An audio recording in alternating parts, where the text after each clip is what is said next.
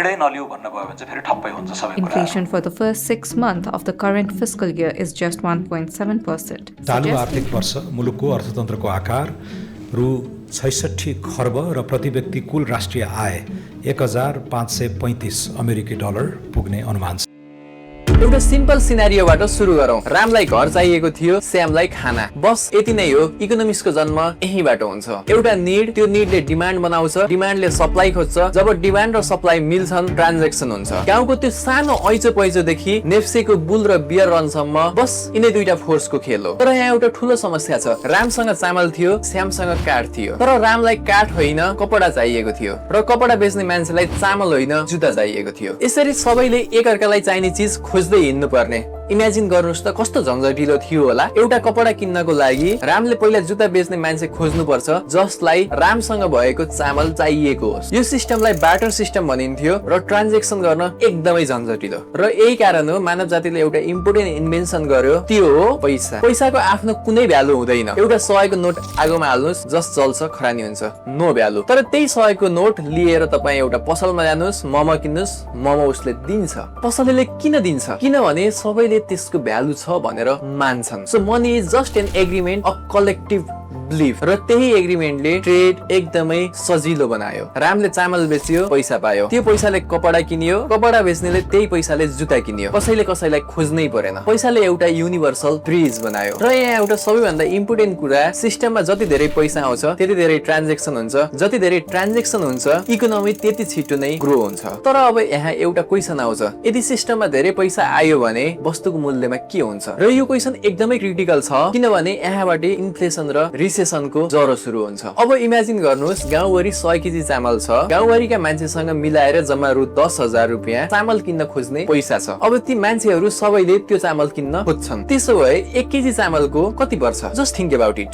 100 रुपियाँ, राइट? हो, 100 रुपियाँ। किनभने जम्मा पैसा डिभाइडेड बाइ गुड्सको क्वान्टिटी भनेको नै पर गुड्सको प्राइस हो। अब भन्नुहोस् अर्को वर्ष गभर्नमेन्टले पैसा डबल छाप्यो। अब हरेक गाउँलेसम्म 20,000 रुपियाँ चामल किन्न खोज्ने पैसा छ। तर चामल भने 100 केजी नै। अब भन्नुहोस् 1 केजी चामलको पैसा कति पर्छ? 200, राइट? गुड्सको एमाउन्ट बढेन, पैसा डबल भयो, प्राइस पनि अटोमेटिकली डबल भयो। यसैलाई भन्छन् इन्फ्लेसन।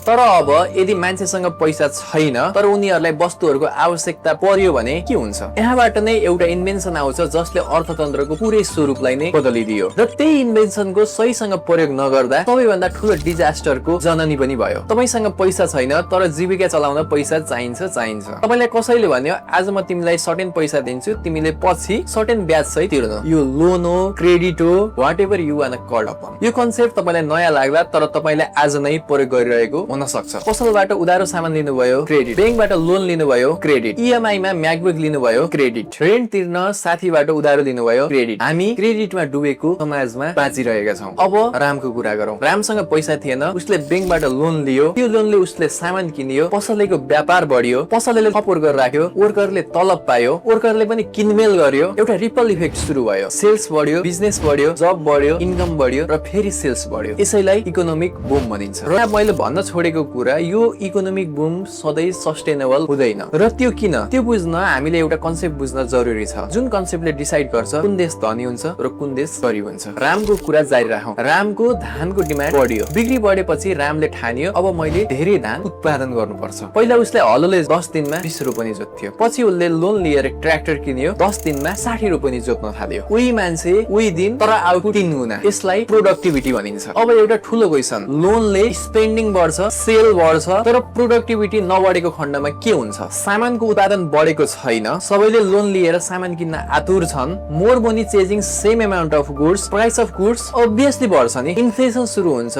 मान्छेले किन्न सक्दैनन्, सेल्स ड्रप हुन्छ, इकोनोमी स्लो डाउन हुन्छ र यही सिक्वेन्सलाई हामी रिसेसन भन्छौं। अब सोच्नुस् इन्डिया नेपाल भन्दा किन फास्ट ग्रो हुँदैछ? चाइनाले 30 वर्षमा कसरी काया पलट गर्यो, दुबईले मरुभूमिमा कसरी सिटी बनायो? प्रोडक्टिभिटी। रामले ट्र्याक्टरको ठाउँमा टिभी किनेको भए त्यो टिभीले उसको इन्कम बढाउँदैन थियो and he have to cut his expenses to repay his loan. उ पहिला भन्दा कम इन्कममा बस्नु पर्यो। So we have to use loan to increase our productivity as far as possible. एउटा देशको स्तरमा सोच्दा राज्यले लोन, टेक्नोलोजी, इनोभेसन र इफिसियन्सीमा खर्च गर्नुपर्छ जसले प्रोडक्टिभिटी बढाउँछ र देश साँच्चीकै रिच हुने यात्रामा लाग्छ। र यो प्रोडक्टिभिटी नेसन लेभलमा कति बढिरहेको छ त्यो मापन गर्न एउटा नम्बर छ जुन तपाईले न्यूजमा सुन्नुहुन्छ तर धेरैले रङ इन्टरप्रिट गर्छन्।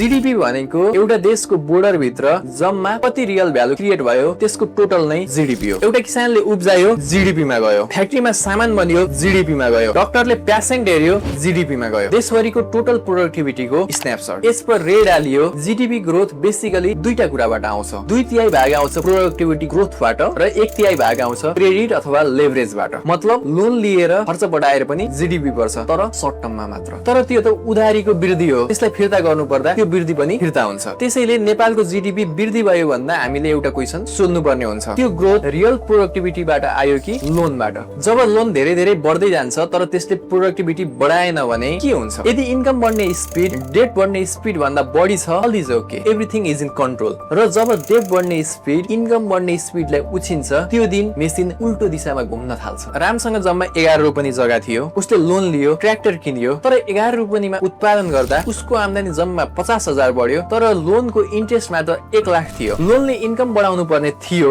तर इन्कमको ग्रोथ भन्दा लोनको इन्ट्रेस्ट नै ज्यादा हुन गयो। अब राम ट्र्याक्टर नहुँदाको बेला भन्दा गरिब भयो। यो रामको कथा होइन, यो श्रीलङ्काको कथा। Another major blow to Sri Lanka's economy as it defaults on its foreign debt.